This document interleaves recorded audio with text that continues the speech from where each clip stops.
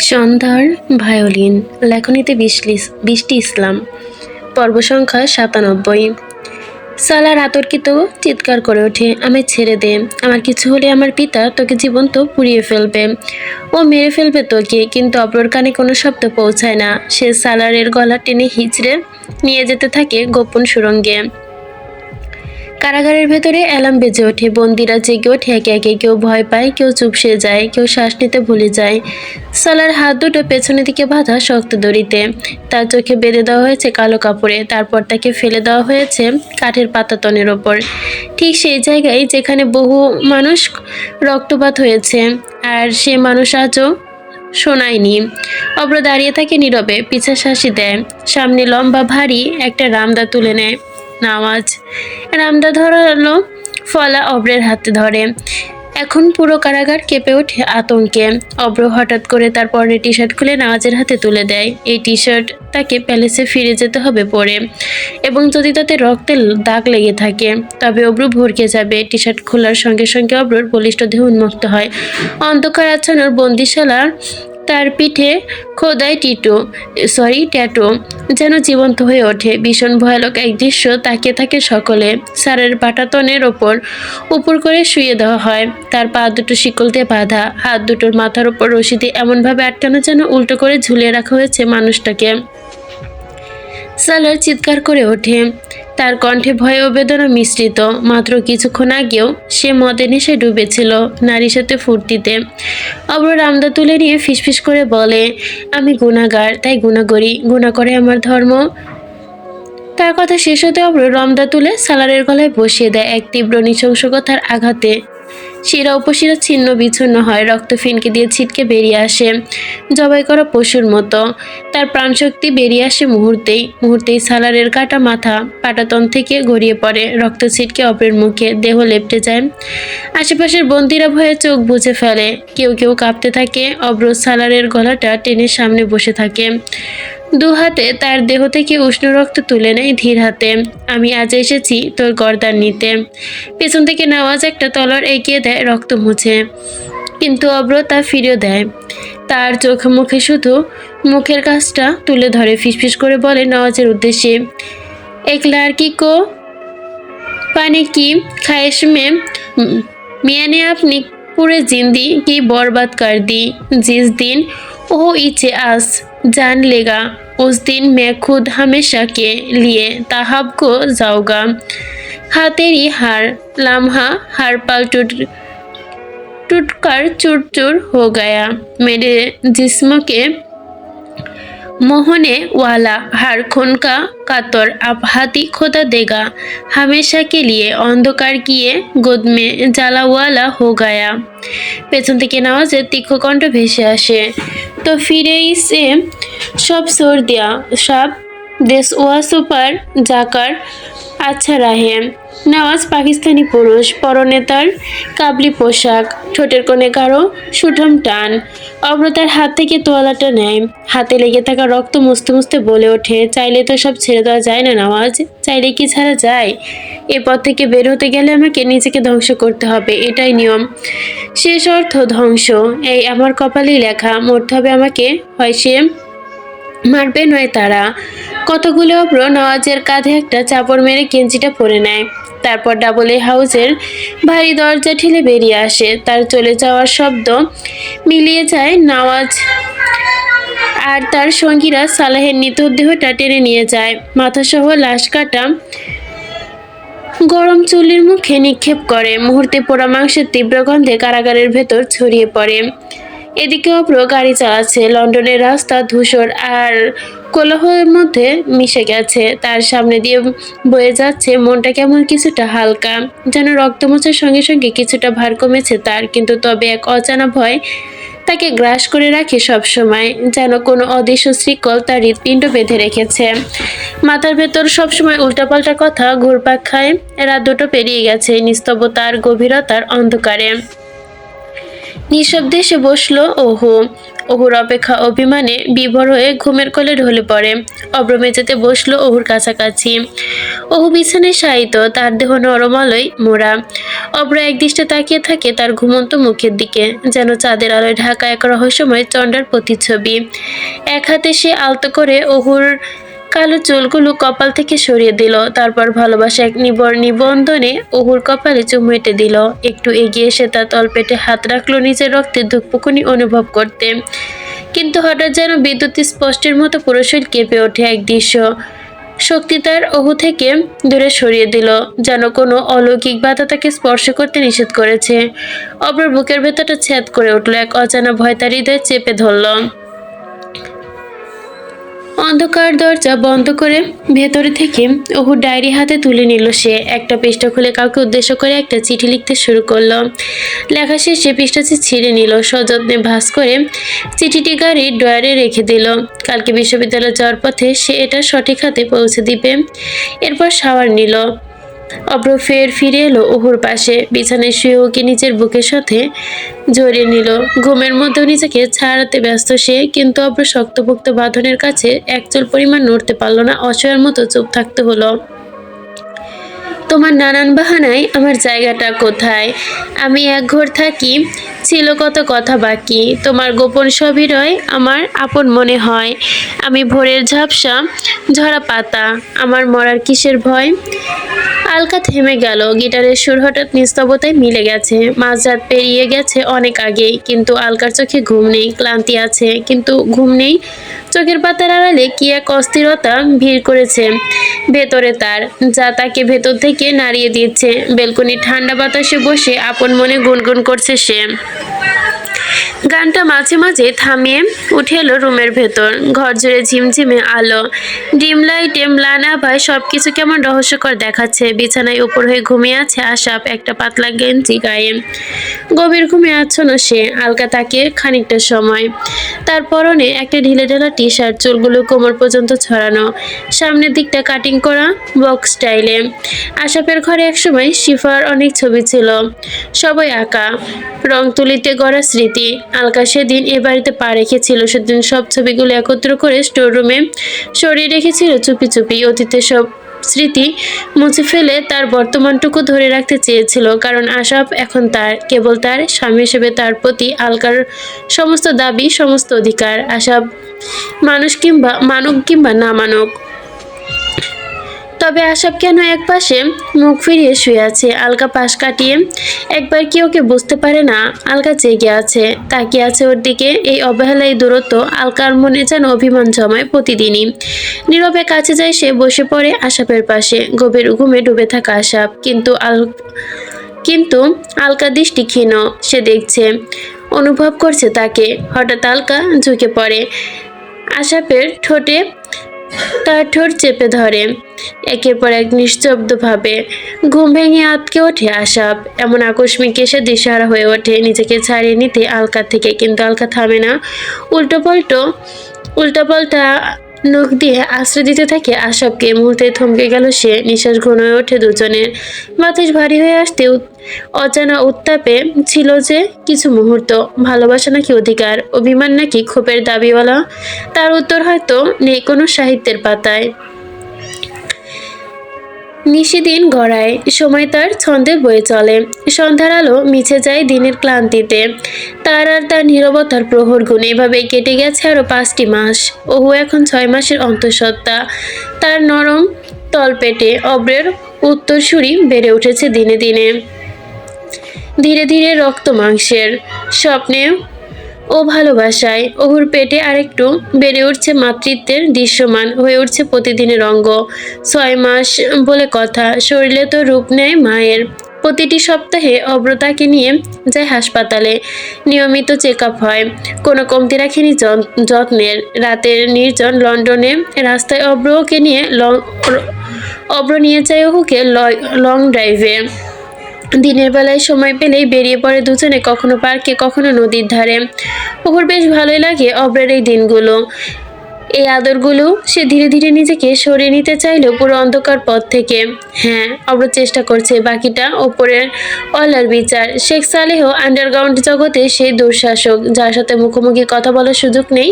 তাকে চিঠি লিখে জানিয়ে দিয়েছে অব্র এই জীবন থেকে বেরিয়ে আসতে চায় সে। কিছুদিন আগে উত্তরে এসেছে সালেহের চিঠি। 3 মাস পর তিনি লন্ডনে আসবে, তখন কথা হবে। অব্র এখন সেই প্রতীক্ষাতে আছে। ওহু অপেক্ষায় আছে কবে তারা ফিরবে তার আপন প্রিয় খানমহলে। সন্ধ্যার সময় নিচতলায় চাতকে জ্বালাতে ভেসে ওঠে সিঙ্গারাপুরীর গন্ধ। জমেছে পুরনো আড্ডা। সবাই মিলে যাবে আশফাক খানের কবর জিয়ারতে। খানমহলের পুকুর ঘাটে আবারও একবার গা ভেজাবে। আবার তীব্র প্রতীক্ষা, কবে একটু প্রাণ ফিরে পাবে, এসে বুক জোড়াবে। পাপ্পা।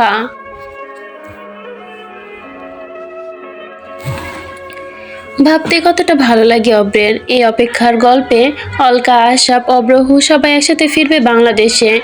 পড়ুয়ার পূর্ণম এখনো সিলেটে। সবকিছু পুরোপুরি থিও হয়নি। পূর্ণম পড়াশোনা থামে একটা ছোট চাকরি করে সংসার চালাচ্ছে।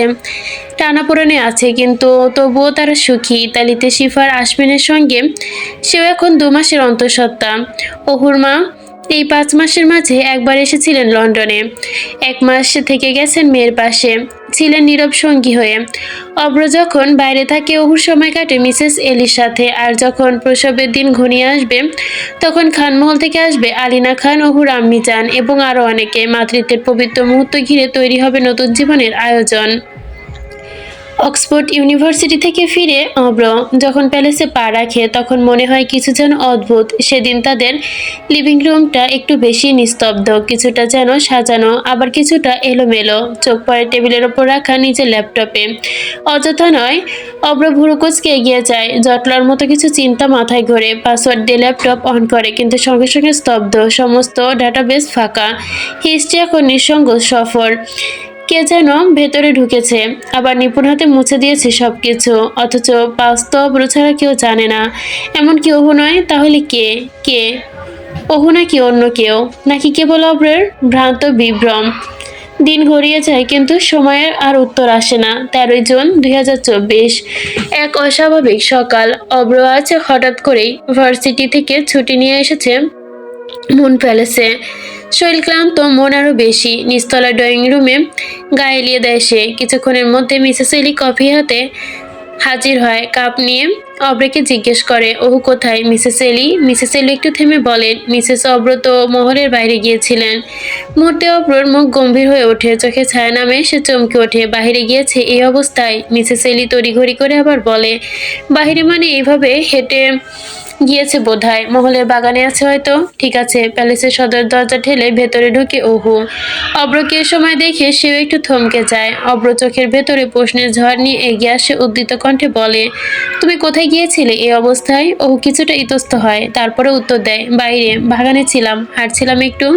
অব্র সন্দেহভেজা কণ্ঠে জিজ্ঞেস করে, তাহলে আমি যখন প্যালেসে ঢুকলাম তখন তোমাকে দেখলাম না কেন? আপনি তো গাড়ি নিয়ে সোজা পার্কিংয়ে ঢুকে গিয়েছিলেন, তখন হয়তো দেখতে পাননি। বাদ দিন এসব, আপনি এত তাড়াতাড়ি চলে এলেন যে? বলে অহু 6 মাসের ভারী পেটটা নিয়ে এগিয়ে এলো, সোফায় বসে পড়লো। অব্র চুপচাপ পাশে বসে। হঠাৎ অহুর মাথাটা অব্রের কোলে রাখলো। অব্র থমকে গেল, কিছুটা চমকে যায়। এ কি? অহু নিজে থেকে তো তার কোলে মাথা রাখে না। নির্বাক প্রশ্নে মুহূর্তেই ভেঙে পড়ল অহু। হঠাৎ করে বলে ওঠে, আচ্ছা একবার বলেন না, ভালোবাসি? অব্র হতভম্ব একটু থেমে বলল, ভালোবাসি। অহু চোখ বুজে ফিসফিস করলো, এগেন ভালোবাসি, এগেন ভালোবাসি। এভাবে অহু বলে চলে, আবারও বলে একই সুরে, এগেন এগেন এগেন। এই একবার নয়, 10 বার নয়, 100 নয়, 6000 বার। প্রতিবারই অব্র জবাব, একটু অবাক হয়ে, একটু বিভ্রান্ত, একটু ভালোবেসে। আর সে ভালোবাসার প্রতিধ্বনি শুনতে শুনতে কখন ক্লান্ত রুহু ঘুমিয়ে পড়ে। অব্র টেরও পায় না। সে বসে থাকে এক জাগতিক ঘোরে। চোখে বিস্ময়। নিজের হৃদয়ের গভীর থেকে প্রশ্ন ওঠে, এই আচরণের পেছনে কি লুকিয়ে আছে? ওর এই সামান্য কোমলতা, অদ্ভুত ভালোবাসায় প্রকাশ, আবার কোথায় এক রহস্য কথা, একসাথে ইঙ্গিত? অব্র জানে না। হয়তো সময় লাগবে কখনো, অথবা এক গল্পের নতুন, যা শুরুতেই হয়ে গিয়েছে কিন্তু শেষের এখনো লেখা হয়নি, তবে হবে। 4 মাস পেরিয়েছে। দিনের আলোর মতোই শান্ত গম্ভীর এক সকাল। অক্সফোর্ড ইউনিভার্সিটি ক্লাসরুমে পা রাখতে সময় থমকে গেল। একজন সিনিয়র প্রফেসর দ্রুত পা ফেলে এগিয়ে এলেন। মিস্টার অব্র, আপনাকে অক্সফোর্ড ইউনিভার্সিটি প্রফেসর পদ থেকে সাময়িক বরখাস্ত করা হলো। কতটি যেন বজ্রাঘাতের মতোই আঘাত করলো অব্রর অন্তরে। চারদিকে নিস্তব্ধ হয়ে এলো। কিন্তু কেন, কি কারণে? অব্রের কণ্ঠ হকচকিত বিস্ময়। প্রফেসর চোখ নিচু করে ধীর গলায় বলেন, আপনার নামে একটা থ্রেড কেসের সঙ্গে জড়িয়েছে। থানা থেকে আপনার কাছে একটা নোটিশ এসেছে। সেই সূত্রে আমরা বাধ্য হয়েছি আপনার বিরুদ্ধে পদক্ষেপ নিতে। আপনি এখন সাসপেন্ড যতদিন না আপনার নির্দোষ প্রমাণ হন। এই নিন আপনার সাসপেনশন লেটার, আপনার এক্সকার্ট অফিসিয়াল এনআইডি, সমস্ত কিছু এখন এই ইউনিভার্সিটির হেফাজতে থাকবে। বলে তিনি অব্রর হাতে একটা খাম তুলে দিল। কোনো উত্তর না শুনেই অব্র দ্রুত এগিয়ে গেল করিডোরের মাথার দিকে। অব্র দাঁড়িয়ে রয় থমথমে চেহারায়, দু চোখে বিস্ময় আর সন্দেহ রেখা। এসব কি হচ্ছে? সবকিছু যেন হঠাৎই ভেঙে পড়েছে। একটা অদৃশ্য হাত তার চারপাশে আবদ্ধ হয়ে অন্ধকারে টেনে নিচ্ছে তাকে। কোন কেসের সাথে তার নাম জড়িয়েছে? আমার তো মাথার ভেতরে এলোমেলো ঝড়, কেমন একটা গজামিল লাগছে, একটা ষড়যন্ত্রের গন্ধ পাচ্ছে, তবুও এর মাঝে একটা শান্তির জায়গা। ওহো, এই সপ্তাহে তার ডেলিভারি, এই সময়টা পাশে থাকাটা দরকার ছিল। একরকম আশীর্বাদই যেন এই সাসপেনশন। অব্র নিজের ভাবনা ছেড়ে দ্রুত গাড়িতে উঠে বসলো। গন্তব্য লন্ডনের 202-206 বাকিহ্যাম প্যালেসের রোডে অবস্থিত থানায়। গাড়ির ইঞ্জিন থামিয়ে সোজা থানার ভেতরে প্রবেশ করল অব্র। সামনে দাঁড়িয়ে থাকা একজন অফিসার তাকে দেখে এগিয়ে এলেন। বয়স 30 কি 32-এর মাঝে, ফর্সা গায়ের রং, অপরিচিত মুখ। অফিসার এগিয়ে এসে একগাল হেসে বললেন, হ্যালো মিস্টার অব্র, ওয়েলকাম। অব্র চোখ রাঙিয়ে পিছিয়ে তাকালো, চোখের মনি লাল, ঠোঁট কাঁপছে ক্রোধে। হ্যালো, আপনি কে? আমি অফিসার মার্কো, এখানে নতুন জয়েন করেছি। শুনি আমার নাম তো কোনো কেসের সাথে জড়িয়েছেন। অফিসার চেয়ারে বসে হালকা হাসলেন। ডেভিডকে চিনেন তো? অব্রের বুকটা ধক করে উঠল, জিহ্বার ডগায় আটকে গেল, স্মৃতির দরজা খুলে গেল। চিনি, ও আমার ঘনিষ্ঠ বন্ধু ছিল, আমরা একসাথে গ্র্যাজুয়েশন করেছি। মার্কো কাগজে চোখ বুলিয়ে বলে, তাহলে তো জানা উচিত কে তাকে হত্যা করেছে। অব্র কাপা গলায় বলল, আমি কিছুই জানি না। আর যতদূর মনে পড়ে কেসটা তো ক্লোজ হয়েছিল। হ্যাঁ হয়েছিল, কিন্তু আমি আবার রিওপেন করেছি। আনসলভ কেসগুলো খতিয়ে দেখাই হচ্ছে আমার শখ। অব্র মুখ থমথমে, জল শক্ত হয়ে উঠল। কিছুক্ষণ চুপ থেকে হাঁক ছুঁয়ে দিল, তাহলে আমাকে কেসের ভিত্তিতে সাসপেন্ড করা হলো? মার্কো সোজা হয়ে বসলো, কারণ খুনের সময় যে ছুরি ব্যবহার করা হয়েছিল সেটা আপনার নামে রেজিস্টার। চোরাই। অব্র ভ্রু কুঁচকে বলল, আমি যদি খুন করতাম তবে নিজের নামের ছুরি ব্যবহার করতাম কেন? সেটাই তো আমরা ভাবছি। এ কারণে আপনাকে এখনো গ্রেফতার করা হয়নি। আপাতত সন্দেহ তালিকা আপনি শীর্ষে। অব্র হঠাৎ হেসে উঠল, তীব্র কণ্ঠে বলল, সিরিয়াসলি? আমাকে জেলে পাঠানো এত সহজ না মিস্টার মার্কো। মার্কো হেসে উত্তর দিল, গম্ভীর্যের কিছু নেই মিস্টার অব্র। প্রকৃতি যেন নির্ভুল বিচার করে। আমাদের আইনের হাত ততটাই লম্বা। আপনি যতটা অপরাধীতে লম্বা হন, তাহলে পালাতে পারবেন না। আপনার পাসপোর্ট, ড্রাইভিং লাইসেন্স সব বাজেয়াপ্ত করা হয়েছে। এখন থেকে আপনি দেশের বাইরে যেতে পারবেন না। আমরা আপনাকে নজরদারিতে রাখবো। শেষ কথা বলে না মার্কো সানগ্লাস পরে ধীর পায়ে ফিরে হাঁটতে শুরু করলো। অব্র কিছু বলল না আর। তীব্র রোদ্দুরের মতো রাগ অনিশ্চয়তার মাঝে দাঁড়িয়ে রইল কিছুক্ষণ, তারপর সোজা বেরিয়ে এলো থানার দরজা পেরিয়ে। এই শহরে, এই বন্ধুত্ব, এই কেরিয়ার, সবকিছু কেমন যেন অচেনা হয়ে গেছে এক মুহূর্তেই।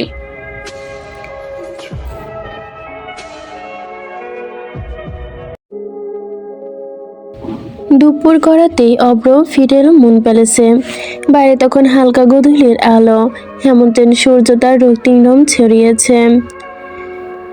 গাঢ় ধূসর সোফার একপাশে হেলান দিয়ে সামনে রাখা ট্রে থেকে গরম স্যুপ চামচে তুলে নিতেই ধীর স্বরে, 9 মাস পূর্ণ হয়েছে তার গর্ভকাল। পেটটা বেশ ভারী, চলাফেরা সীমাবদ্ধতা এসেছে, কিন্তু মুখে কোনো ক্লান্তি নেই। নীরবে মুখে সুখ ছড়িয়ে আছে চারদিকে।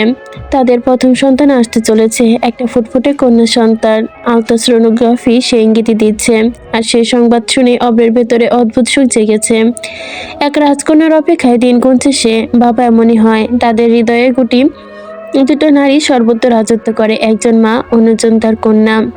হঠাৎই অব্র সদর দরজা ঝরিয়ে অন্দরে প্রবেশ করলো। ওর চোখ তুলো বিষময় নয়, শুধু কপালের ভাঁজ খানিকটা কৌতূহল। স্বাভাবিক গলায় প্রশ্ন করলো, এত তাড়াতাড়ি ফিরলেন? অব্র আয়েসি ভঙ্গিতে পাশে এসে বসলো। পালোয়ান দেহি থেকে ব্লেজার খুলে টেবিলের ওপর রাখলো। পাতলা সাদা শার্টে তার গড়নটা যেন আরো বেশি ছাপিয়ে উঠেছে। বাটনগুলো আজও ফাঁকা ধাঁচে ধরতে লাগালো, যেমনটা তার স্বভাব। ইউনিভার্সিটি থেকে ছুটি নিয়েছি, এখন তোমার পাশে থাকবো এই কয়েকটা মাস। ওহু আবারও প্রশ্ন করলো না, যেন এই উত্তরে সমস্ত কিছু জিজ্ঞাসায় মিটে গেছে। সে আবারও স্যুপ খেতে মন দিল। অব্রেবার আশপাশ চোখ বুলিয়ে জিজ্ঞাসা করলো, আম্মার কাকি কোথায়? ওপরে নিজেদের রুমে। আলিনা খান, ওহুর আম্মি যান এখন মুন প্যালেসে রয়েছেন। যখন ওহুর প্রেগনেন্সি বয়স 8 মাস পৌঁছায়, তখনই তারা লন্ডনে এসে পৌঁছায়। উদ্দেশ্য এই মুহূর্তে ওহুর পাশে থাকা, যত্ন নেওয়া। ওহুর ডেলিভারির পর সবাই মিলে ফিরে যাবে চিরচেনা মহল বাংলাদেশে। অব্র হঠাৎই উঠে দাঁড়ালো, বলল, তুমি বসো, আমি উপরে যাচ্ছি। কিন্তু সিঁড়ির মুখে পৌঁছাতেই ওহুর প্রশ্ন উঠল পেছন থেকে, অক্সফোর্ডের এক্সেল কার্ডটা কোথায়? প্রশ্নটা শুনে মুহূর্তে অব্র চোখ মুখ রক্তিম হয়ে উঠল। অসহ্য এক প্রতিক্রিয়া দেখা দিল তার ভেতর। আজকাল ওহু এমন প্রশ্ন করে ওঠে যেগুলোর উত্তর সে দিতে চায় না। মুখ শক্ত করে বলল, গাড়িতে ফেলে এসেছি। ও আর কিছু বলল না, সুপে মন দিয়ে ফেললো ফের। অব্র সিঁড়ি ভেঙে ওপর উঠে গেল, প্রবেশ করলো আলিনা খানের কক্ষে। চোখে মুখে স্পষ্ট চিন্তার ছাপ। ওহুর এই আচরণ, হঠাৎ হঠাৎ উদ্বিগ প্রশ্ন, এ কি কেবল প্রেগনেন্সি হরমোনাল প্রতিক্রিয়া, নাকি এর পেছনে লুকিয়ে আছে গম্ভীর সন্দেহ, অজানা রহস্য? অব্র কিছুটা স্থির হতে পারছে না। একের পর এক দুশ্চিন্তা এসে গ্রাস করছে তাকে। তার পাসপোর্ট, ভিসা সব বাজেয়াপ্ত, যতক্ষণ না ডেভিডের চলমান কেস সমাধান হয় ততক্ষণ পর্যন্ত সে এক প্রকার বন্দি। তাহলে সে কিভাবে ফিরবে ওহু ডেলিভারির পর বাংলাদেশে? সে তো কথা দিয়েছে ওকে নিয়ে খানমহলে ফিরে যাবে। আর কেসই বা সলভ হবে কিভাবে? এরিক তো মারা গেছে, অব্র নিজে শেষ করেছে তাকে। তাহলে ডেভিডের মৃত্যু, ডেভিডের এই গোপন জগৎ, সবকিছু মিলে এক অব্যক্ত বিস্ফোরণ পূর্ববর্ত হতে চলেছে। ডেভিডের খুনের রহস্য ঘটতে গেলেই তো ডবল এর রহস্য বেরিয়ে আসবে। সত্য উদ্ঘাটন আগ পর্যন্ত আরও নিস্তার নেই অব্রের। অব্র আর ভাবতে পারছে না। দোতলায় ছাদের এক কোণে চিলেকোঠার মতো ছোট্ট একটা ঘর। সে সামান্য পেরিয়ে মধ্যেই গাঢ় হয়ে উঠেছে পড়ু এবং পূর্ণামের সংসার। সন্ধ্যা পেরিয়ে রাত নেমেছে শহরের বুকে। মাত্র অফিস শেষ করে ফিরেছে পূর্ণাম। সকাল 8টা থেকে রাত 8টা, এই দীর্ঘ কর্মঘণ্টার ক্লান্তি শেষে ফিরে প্রতিদিন। জগন্নাথ বিশ্ববিদ্যালয় থেকে সদ্য স্নাতক এবং ভাগ্যক্রমে একটু আগেই তাড়াতাড়ি চাকরিতে জুটে গেছে তার, যদিও মাস মাইনে মাত্র 13,000 টাকা। ঘরে ঢুকে গা ধুয়ে শীতল পাটি বিছিয়ে বসে পড়ে সে। আর তখন এই পারো খাবার নিয়ে এগিয়ে আসে। পূর্ণমের মুখে প্রশান্তির হাসি। আজ কি রেখেছ পার্বতী? পারো এক চিলতে মৃদু হাসিয়ে দিয়ে উত্তর দেয়, শুটকি মাছ দিয়ে কচু আর বেগুন দিয়ে ছোট মাছ। পূর্ণম চোখ টিপে বলে, বা শুনেই তো জিভে জল এসে গেছে, দাও না তাড়াতাড়ি। পরু তার পাশে বসে খাবার তুলে দিতে দিতে জিজ্ঞেস করে, বাড়িতে ফোন দিয়েছিলে? পূর্ণম প্রথম লোকমা ভাত মুখ দিয়ে দিতেই পরুর মুখে এগিয়ে দিল, হ্যাঁ, আমি অসুস্থ, কিছু টাকা পাঠাতে হবে। পরু একটু দুশ্চিন্ত হলো, হাতে থাকলে দিয়ে দাও। আমিও ভাবছিলাম 2-1টা বাচ্চা পড়াতে পারি, তাহলে কিছুটা সাহায্য হতো। পুনম গম্ভীর কণ্ঠে বলে, না, এসবের দরকার নেই, আমি আছি তো তোমার জন্য। হালকা বিরক্ত হলো পারো, তবুও সব চাপ তোমার ওপরেই পড়ছে। পুনম হেসে পরুর মাথায় একটু হালকা চাটি মারে। হাসির সেই রং যেন নিখাতে আনন্দ রাঙানো। পুনমের হাসি তৃপ্তির হাসি, ভালোবাসার হাসি। মাঝরাত, ঘড়ির কাঁটা তখন ঠিক 11টা ছুঁয়েছে। মুন প্যালেসের জানালা গলে চাঁদের আলো বিছানায় লেপ্টে পড়েছে। ওকে তাড়াতাড়ি ঘুমিয়ে পড়তে বলা হয়েছে। সে চুপচাপ শুয়ে আছে বিছানায়। আধো অন্ধকার, তার মুখটা স্পষ্ট বোঝা যাচ্ছে না সে জেগে আছে নাকি চোখ দুটো যেন অজানা ভাবনায় ভিজে আছে। ঠিক তখনই নিচতলা থেকে অব্র উঠে এলো। হাতে তার এক চোখ ভর্তি পানি, পরনে সাদা কালো ছোপ ছোপ টি শার্ট আর ট্রাউজার। রুমে এসে লাইট নিভিয়ে দিল। অন্ধকার আরো গাঢ় হলো, কিন্তু চাঁদের আলো দুজনের মুখে ঠিকই পড়লো। অব্র এগিয়ে এসে ওহুর পাশে বসতেই তারপর নরম হাতে ওহুকে আস্তে করে তুলে বালিশে শুয়ে দিল। তার গায়ে কাঁথাটা তুলে দিল সযত্নে। নিজেও শুয়ে পড়ে তার পাশে, মুখটা ওর দিকে ঘোরানো। একটা হাত বাড়িয়ে ওর মাথা নিজের বুকে টেনে নিয়ে চুলের ভেতর মুখ গুজে দিল সে। ও কিছু বলল না, চুপচাপ নীরবে শুয়ে রইল। আজকের রাতটা কেমন যেন অন্যরকম, অন্য কোনো বোধহয় ভরপুর। অব্রের মনটা শান্ত নয়, এক অজানা অস্বস্তিকর ভয় যেন তার শরীরটা ভার করে রেখেছে। হঠাৎই টের পেল ওহু গভীর ঘুমে তলিয়ে গেছে। তার মুখটা স্থির, নিঃশ্বাসও ধীরে লইছে। অব্র দীর্ঘ শ্বাস পেল, নিজের চোখ বন্ধ করে নিল।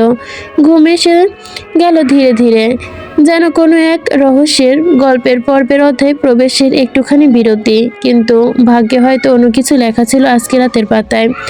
রাত প্রায় 2টা। হঠাৎ অব্রের ফোনটা কাঁপতে শুরু করলো। একবার নিস্তব্ধ রাতের মাঝে ফোনের ভাইব্রেশন বাজতে বিদ্যুতের মতো। তাড়াহুড়ো করে ফোন হাতে নিল। ওকে না জাগিয়ে চুপচাপ বিছানা ছেড়ে নেমে এলো। স্ক্রিনে ভেসে ওঠা নাম জাবিন ফোরকান। জাবিন ফোরকান শেখ সালেহর ডান হাত, যাকে খুব কম সময় প্রয়োজন ছাড়া দেখা যায়। এত রাতে ফোন। অব্র বেলকনিতে চলে গেল, ফোনটা রিসিভ করলো। গলায় কিছুটা রুক্ষতা। এত রাতে ফোন দেওয়ার কারণ কি? ওপাশ থেকে নীরবতা কণ্ঠে ভেসে এলো, শেখ সালেহ লন্ডনে এসেছে, তিনি আপনার সঙ্গে দেখা করতে চান। কাল সকালে আবার রওনা দেবেন। আপনি চিঠি লেখা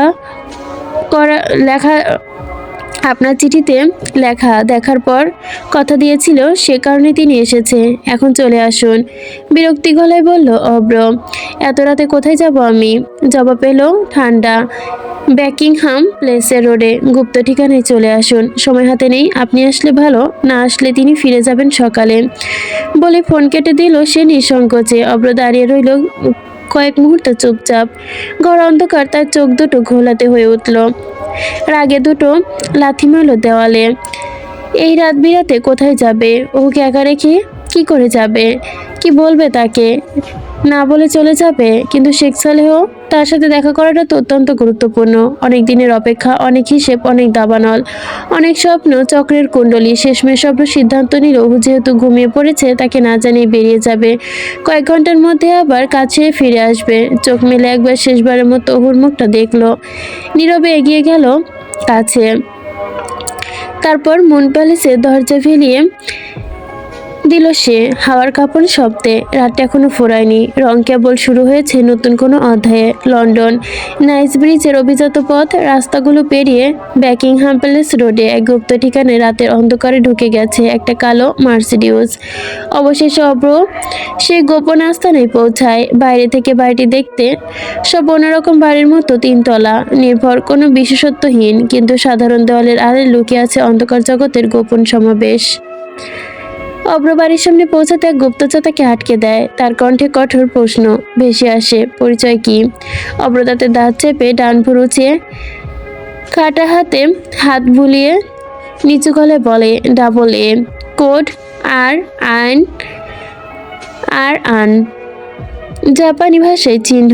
অব্রকে কালো জগতের সিংহের সামান্য তুলনা করার গণ্য আর কি। তার পিঠে খোদাই করা সিংহের ট্যাটু। পরিচয়ের ঘোষণা গুপ্তচর নীরবে পথ দেখিয়ে দেয়, আর অব্র পা বাড়ায় বাড়ির অভ্যন্তরে। দোতলা একটি কক্ষে তাকে নিয়ে যাওয়া হয়।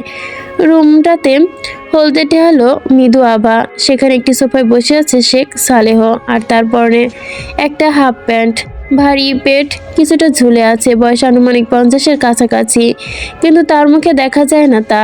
একটা জোকারের মুখোশের চেহারা ঢাকা রেখেছে। টেবিলের ওপর ছড়িয়ে আছে সাদা পাউডারের ড্রাগস। শেখ সালেহ মুখোশের আড়াল থেকে সেই পাউডারে নাকে টেনে নিচ্ছে নিয়ন্ত্রিতভাবে।